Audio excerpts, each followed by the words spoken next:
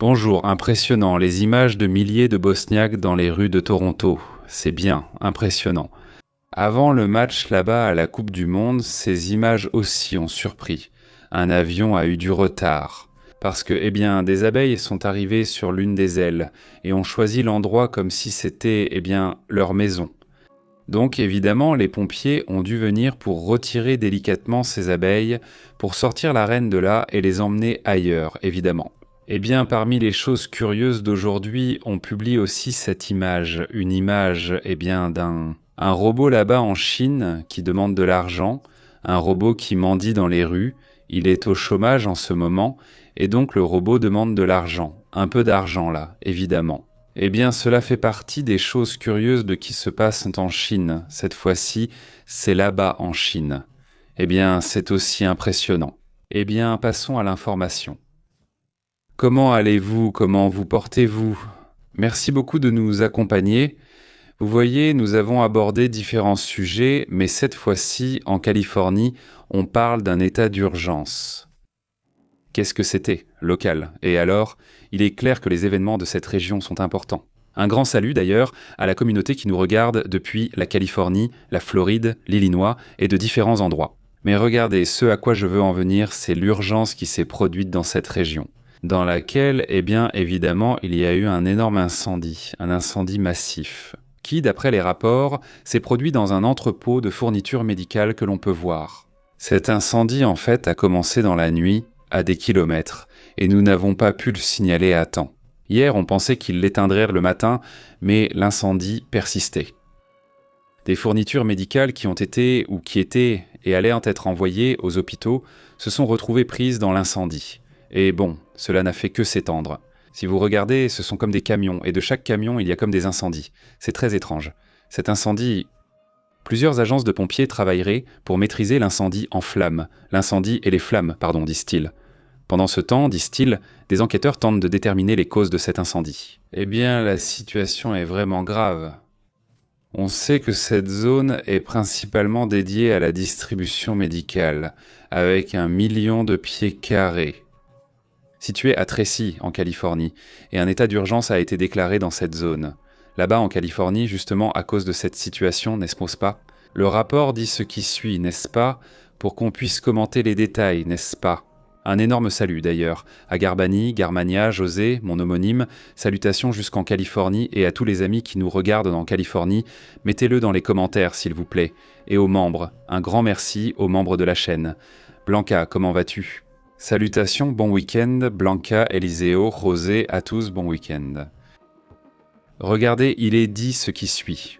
Le rapport, le feu a consumé jusqu'à présent environ 93 000 mètres carrés et le feu dans les 40 premières minutes. Imaginez-vous cela. Selon ce qui est dit, le chef des pompiers de la ville, Randall Bradley, affirme que, l'incendie a commencé hier, n'est-ce pas? Il a commencé à se propager, la cause est encore sous enquête, il n'y a pas de blessés, ce qui est surprenant vu la taille de l'incendie, il n'y a pas de blessés, il n'y a pas de morts, donc, dans tous les cas, il y a des dégâts matériels, n'est-ce pas? Disons-le, non. Le système de suppression des incendies du complexe n'a pas fonctionné. Au moment crucial, les sprinklers ne se sont pas activés et les hydrants internes manquaient de pression, dit-il. Nous avons mené une bonne attaque intérieure agressive, mais les détecteurs ne fonctionnaient tout simplement pas, a déclaré le même pompier Bradley, le chef des pompiers. Le système qui comprend des hydrants, des pompes, des alarmes, avait passé une inspection tout récemment en janvier 2026. C'est-à-dire tout avait été bien vérifié, mais au final, non, ça ne s'est pas passé comme prévu, disons, le système n'a pas fonctionné. Ce n'est pas forcément joli, mais au moins ça marche, tu comprends. Maintenant, il y avait du vent, ce qui est très, très typique en Californie, il y avait de forts vents, il y avait une faible humidité, ce qui est aussi très typique en Californie, et des températures élevées. Donc c'était la tempête parfaite, on va dire, ce n'était pas les conditions idéales pour que l'incendie se propage de cette façon. Donc, il faut aussi considérer cela comme une partie des raisons pour lesquelles cela s'est produit. Maintenant, ce qui a déclenché l'incendie fait l'objet d'une enquête, n'est-ce pas? C'est ça, salutations aussi à ceux qui envoient leurs salutations ou à tous depuis Los Angeles, Californie. Excellent. Salutations à Gonzalez. Comment vas-tu, Gonzalez Bonilla? Quoi de neuf? Merci beaucoup de nous accompagner et salutations à tout le chat, évidemment. C'est super Marvin, comment vas-tu? Comment va Rose? Comment vas-tu Rose? Merci beaucoup d'être membre de la chaîne. D'ailleurs, on parle déjà d'un point d'inflexion concernant le pétrole. Il se passe des choses étranges, car aujourd'hui le pétrole a baissé. Il n'est plus autour de 80 $. 82 $ pour le Texas et 88 $ pour le Bren. Entonces, Alors, on parle d'un supposé point d'inflexion et voyons pourquoi, parce que au final, si tu fais baisser le prix en sortant les réserves, parfait, il y a beaucoup d'offres de pétrole, les prix baissent, il y a beaucoup d'offres de n'importe quoi. Si tout à coup il y a trop de tomates, eh bien les prix baissent, c'est presque donné. J'avais un bon ami dont le père était producteur d'oranges ici, dans la région des agrumes de Nuevo León. Je me souviens qu'une fois, il est arrivé à l'université avec des sacs d'oranges, des sacs comme ça dans sa voiture, des sacs et des sacs, il a dit « Venez prendre ce que vous voulez, autant de sacs que vous voulez, parce qu'il y en a trop, il y a trop d'oranges et il n'y a même plus où les mettre. » C'est-à-dire, et comme lui, il y en avait beaucoup d'autres. Des producteurs d'oranges, non. Donc ça devient très bon marché, non. Et donc ils étaient déjà en train de les donner gratuitement, en gros. De là, chacun emportait son petit sac d'oranges, parce que sinon elles allaient se gâter, n'est-ce pas? Donc en gros, ils les donnaient. Bien, c'est curieux, mais bon, c'est là où je veux en venir. C'est-à-dire, quand il y a un excès de quelque chose, tout à coup, les prix baissent aussi. On commence à voir un certain excès, mais cela va aussi générer de la pression. Parce qu'au final, cet excédent, ce surplus, n'est qu'apparent, c'est un excédent momentané. Il n'y a qu'un seul rapport qui vient de Cushing, Oklahoma, que, selon ce que dit cette entreprise, il n'assurait pas qu'il y a un carrefour, une croisée des chemins ou un point d'inflexion, ou comme on veut l'appeler, à cause de ce qui se passe avec le pétrole. On atteint un niveau jugé dangereux pour la stabilité du marché pétrolier mondial par les experts. En ce moment, les réserves stockées ont chuté de 21,6 millions de barils. Cela serait très proche du seuil opérationnel de 20 millions qui, historiquement, a généré de fortes tensions sur le marché. D'après ce qu'il rapporte, avoir moins, c'est-à-dire avoir moins de réserves quand il y a des fluctuations du pétrole, soudainement pour une raison quelconque, il y a moins de pétrole, n'est-ce pas? Parce qu'il y a eu un ouragan, je ne sais pas, ou une situation qui fait qu'il y a un certain déséquilibre dans une zone, n'est-ce pas? Imaginons, allons en Floride, là où se trouve tout le pétrole des États-Unis, et soudain on arrête de produire pendant une semaine à cause de l'ouragan, peu importe, avec les réserves tu réglais dans le problème, c'est bon, ne vous inquiétez pas, j'ai des réserves ici. Alors combien? Combien on dépense normalement pendant cette période? Non, eh bien tant. Bon, sors-les, utilise les réserves, parfait, et tout le temps tu es en train d'équilibrer avec les réserves. Et alors? D'un coup, quand il y a une surproduction, tu dis non, ne sors pas tout ce que tu as produit, mets-en en réserve, et comme ça on maintient un prix stable. Toujours bien. Cela a généré une stabilité pendant des décennies. Dans les années 70, il y avait des instabilités constantes car il manquait ces réserves qui aidaient à équilibrer et à maintenir un prix. L'OPEP elle-même, eh bien c'est comme ça que ça fonctionne, n'est-ce pas? Avec cette idée que si on a un prix plus ou moins équilibré, on n'a pas autant de problèmes au moment où il y a un souci. Eh bien, je ne sais pas qu'il y ait une stabilisation, qu'il y ait un pays qui veuille créer un problème, etc. Non. Les analystes avertissent que lorsque les stocks baissent trop, il ne s'agit pas seulement de manquer de pétrole, mais le problème c'est que le réseau logistique s'effondre, on perd la capacité de acheminer efficacement. Ce que je vous ai dit, l'équilibre est perdu, n'est-ce pas? Il faut avoir ce petit surplus pour les moments où il en manque, n'est-ce pas? Tu dépenses, tu continues, puis tu gardes ce qu'il reste. S'il y a trop, ne l'expose pas au marché, sinon l'excédent fera baisser le prix. Et on ne veut pas que ça s'effondre, il faut maintenir le prix. Par exemple, ceux du Golfe disent qu'au-dessus de 75 $ pour eux, c'est du bénéfice, en dessous c'est fini. Non, selon eux non, mais admettons 65. Eux disent 75, mettons 75. Ça varie selon chaque pays, à partir de quelle fourchette le prix mondial du pétrole est vraiment rentable, et à partir de quelle fourchette il ne l'est pas. Donc avec ça, tu stabilises ces prix, n'est-ce pas? Mais si un problème comme celui-ci survient soudainement, cela devient incontrôlable et la situation peut empirer. C'est pourquoi on parle d'un point d'inflexion, non?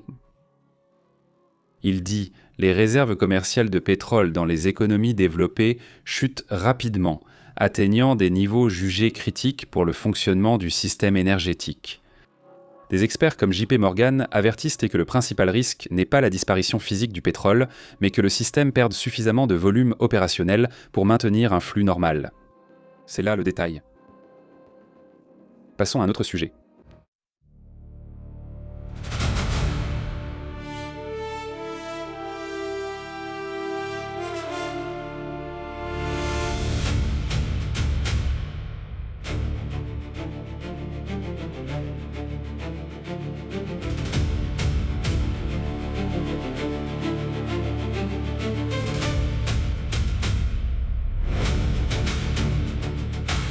Aujourd'hui, une attaque contre des navires indiens a été signalée.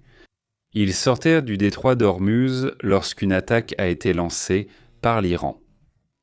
Examinons en détail la situation actuelle, ce que l'on sait, ce que l'on croit et les points importants à considérer.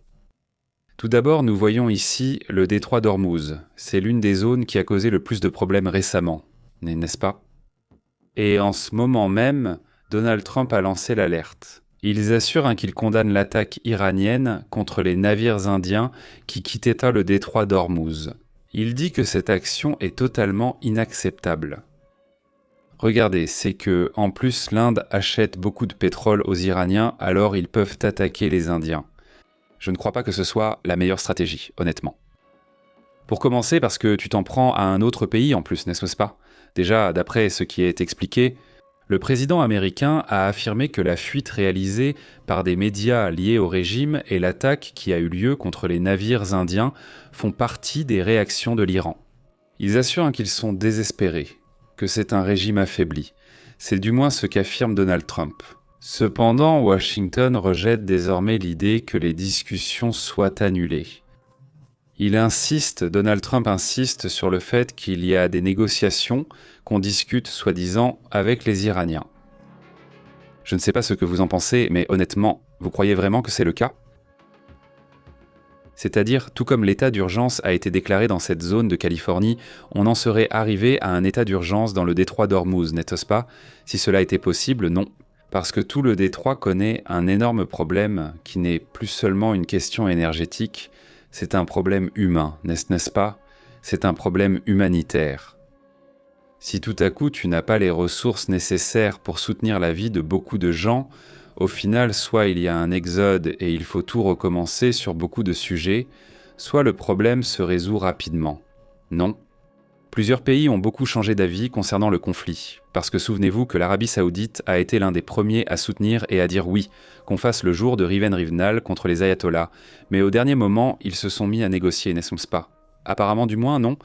Comment vas-tu, Mercedes? Un grand bonjour. Il a touché, il est tombé, dit Miguel l'équilibre, ou il dit à la personne déformée, voyons, il dit, mais laisse-moi. Laisse-moi, je laisse ouvert le passage, et si je n'arrive plus à voir, c'est parce que je les avais tout au coin. Voilà, il dit que l'équilibre a été distordu par le fou de Trump. Il est responsable de cette crise énergétique. Il dit qu'il ne va pas assurer la vie actuelle. Comment va, Miguel? C'est de la folie. Honnêtement, comme tu dis, au final, non, c'est tout. C'est le fait qu'il s'est mis dans un conflit vraiment sans plan clair. Mais c'est aussi le fait que, eh bien non, tu n'as pas de solution. Du moins jusqu'à présent, on ne voit pas d'issue au conflit, non? Et il l'a dit 39 fois, au moins. Andrew Cooper, ce journaliste de CNN, a répertorié toutes les fois où il l'a dit. 39 fois. Tron a-t-il déjà dit publiquement qu'il était sur le point de négocier? Eh bien non, ce n'est pas le cas, pas encore, n'est-ce pas? Merci beaucoup Miguel d'avoir demandé ce joli like, c'est vraiment apprécié. Eh bien, salutations à Mercedes. Comment vas-tu, Gonzalo? Comment vont les choses là-bas en Californie avec Cerro et la famille? Je regarde le match de football du Canada. Comment ça se passe? Est-ce que la Bosnie mène toujours 1-0? D'accord, tiens-moi au courant parce que je ne peux pas le regarder en ce moment, mais je regarderai le résumé plus tard. Un grand merci, Eric Gomez. Une énorme salutation, Eric. Merci beaucoup d'être ici avec nous et de nous permettre d'être avec toi, où que tu sois. Marvin, comment vas-tu? Comment? Qu'est-ce que vous en pensez? Je crois qu'ici, il est clair que la communauté, quand on l'a demandé, ça nous a tous affectés, non? Ça nous a tous affecté qu'il y ait un prix excessif du pétrole, pas seulement à cause du pétrole, mais aussi parce que soudainement, on voyait les prix augmenter au supermarché, n'est-ce pas? Et comment, avec ou sans raison, les prix ont augmenté, n'est-ce pas? Certaines choses ont baissé comme le pétrole. La tomate qui monte descente à Stidibeli, qui s'est montée à près de 70 pesos, est maintenant à 25 ou 29 pesos. Hier ou mardi, nous sommes allés acheter des tomates et elles étaient à 29 pesos. Donc au moins, certaines choses ont plus ou moins retrouvé leur prix d'avant. Le prix est revenu à ce qu'il était. Je ne sais pas si cette hausse était aussi due à d'autres facteurs, n'est-ce pas? Mais bon, c'était justement au même moment où cette situation se produisait ou se produit, n'est-ce pas? Écoutez, ceux qui ne sont pas abonnés et qui ne reçoivent pas la vidéo, abonnez-vous d'abord pour recevoir la vidéo. Et cliquez sur la petite cloche, sinon vous ne recevrez pas la vidéo. Et juste pour que la communauté le sache, vous avez un espace ouvert ici sur la chaîne. C'est-à-dire, vous pouvez venir ici et parler, n'est-ce pas? Votre voix est entendue ici. Donc s'il y a un rapport que vous voulez commenter, Pépé, il se passe ceci en Californie, ou il se passe cela en Floride, ou à Mexico, ou ici ou là à Buenos Aires, peu importe où, eh bien commentez-le, n'est-ce pas, au final. Eh bien j'aimerais que ce ne soit pas seulement une chaîne, mais que ce soit vraiment une communauté dans laquelle vous puissiez participer et commenter, et si aujourd'hui, Pépé, il se passe ceci, il se passe cela ici, et l'avoir aussi en temps réel, n'est-ce pas? Comme souvent vous nous dites « Pépé, je suis ici en Iran », vous vous souvenez comment on dit? En Turquie, vous vous souvenez quand il y a eu cette tentative de coup d'État? Il y a eu plusieurs messages vocaux de personnes hispanophones qui sont là-bas à l'université, en Turquie, je me souviens, n'est-ce pas? Mais chaque fois que cela arrive, c'était une tentative de coup d'État contre Erdogan, non? Donc que cela ne soit pas seulement dans l'extraordinaire, non, mais aussi dans les choses du quotidien, il faut que vous ayez un espace pour cela. Comme toujours, je voulais juste vous rappeler cette situation. Passons à d'autres sujets, abordons aussi d'autres questions importantes, car il continue d'y avoir des informations qui sortent sur tout ce sujet. Alors, selon des responsables américains, il y a de nouveaux détails à ce sujet. Eh bien, que puis-je vous dire, c'est le chaos. Ça, c'est-à-dire, ce sont des accords, non. Ils diront oui, s'il a dit oui, s'il n'a pas dit... Enfin, mettez-vous d'accord, réunissez-vous, parlez-vous par chat, ou je ne sais pas, n'est-ce pas? Une réunion sur Zoom ou autre chose... Il est dit que, selon le système américain, l'accord exige que l'Iran ne finance pas de groupes terroristes, contrairement à ce que affirme l'Iran. Apparemment, ces responsables américains disent aux médias américains, ils disent « Les Iraniens ont accepté de régler la question de l'uranium, ils ont accepté l'accord de ne pas soutenir des groupes terroristes et de ne pas financer des groupes terroristes à l'étranger. » La destruction et l'élimination du matériel enrichi, le démantèlement du programme nucléaire, la réouverture du détroit d'Ormuz, la libération, mais aussi la libération des avoirs iraniens détenus par les États-Unis et des fonds iraniens gelés. Oui, uniquement des États-Unis. Il y a 24 milliards de dollars iraniens gelés, mais il y a aussi d'autres pays qui, à la demande des États-Unis, ont également gelé de l'argent appartenant aux Iraniens. Si les États-Unis leur demandent d'ouvrir le robinet, ils le font. Et on estime qu'il y a environ 10 milliards de dollars qui sont actuellement bloqués, n'est-ce pas? Donc, c'est très différent de ce que les sources des États-Unis disent à propos de cet accord supposé. C'est très différent de ce qu'ils disent. Les Iraniens, n'est-ce pas? C'est-à-dire, chacun a sa version bien différente. Honnêtement, vous demandiez à qui faire confiance, ou à personne, n'est-ce pas? Je pense qu'il est difficile de croire ces personnages. Maintenant, Aldo dit « Santé de la ville de Panama ». Pépé dit « À Panama, les prix du diesel sont presque le double ». Eh bien, regarde, imagine-toi, c'est-à-dire, et le diesel, eh bien, c'est ce qui fait bouger, ça transporte la nourriture, ça transporte les fournitures, c'est-à-dire tout ce qui est industriel, n'est-ce pas? Ça circule grâce au diesel, n'est-ce pas? C'est celui qu'on utilise habituellement pour le transport lourd, non? Donc, ce que nous dit Aldo depuis le Panama, eh bien, je pense que c'est quelque chose qu'on voit partout. C'est-à-dire, ce n'est pas que la nourriture va coûter le double, mais ce supplément ajouté, eh bien, c'est un extra que finalement, tu vois dans l'inflation, n'est-ce pas? Ce n'est pas que l'inflation double non plus, n'est-ce pas? Mais elle augmente quand même cette proportion, pas du double, mais la proportion supplémentaire, disons, du coût que cela va avoir. Avant, transporter 10 tonnes de tomates me coûtait 50 pesos par tonne d'ici à là-bas. Maintenant, ça me coûte 100 pesos. Eh bien, quelqu'un doit payer ce supplément, non? Donc cela se répartit sur toute la tonne. Ces 100 pesos supplémentaires vont être répartis sur toute cette tonne, n'est-ce pas? C'est-à-dire que peut-être que chaque kilo vaudra 50 centimes de plus, non? Eh bien oui, mais ces 50 centimes, ajoutés à d'autres choses, ça s'accumule, n'est-ce pas? En plus du coût pour les transports publics, le coût de l'énergie, etc., n'est-ce pas? Parce qu'une grande partie de l'énergie est encore produite avec des combustibles, non? Alors, dit Aurora, voyons, comment dit-on? On dit que les voitures hybrides et électriques se vendent beaucoup, justement, à cause de tout ce contexte, n'est-ce pas? Tu trouves ça plus utile, n'est-ce pas? Dans ce sens-là, n'est-ce pas? Donc, eh bien, je comprends ça. Maria demande comment va Marie, non? Marie Maria Coronado, n'est-ce pas? Marie Coronado, comment ça va? Elle dit que c'est une œuvre des gauchistes. Elle dit qu'il n'y a pas de hasard. Salutations de Downey, Californie. Ce gouverneur nous en a vraiment assez. Bon, c'est ce que dit Marie Coronado. Elle dit, voyons, elle dit une sucette pour Trump de la part de l'Iran. Elle dit salutations. Comment va le double? Comment ça se passe là-bas? Fernanda, comment vas-tu? Bonjour, bonjour Fernanda. Super, eh bien salutations.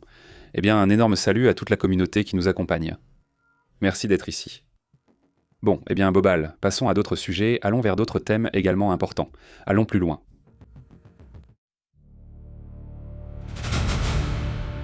Nous sommes en direct. Nous passons en direct au prochain reportage. Allons-y.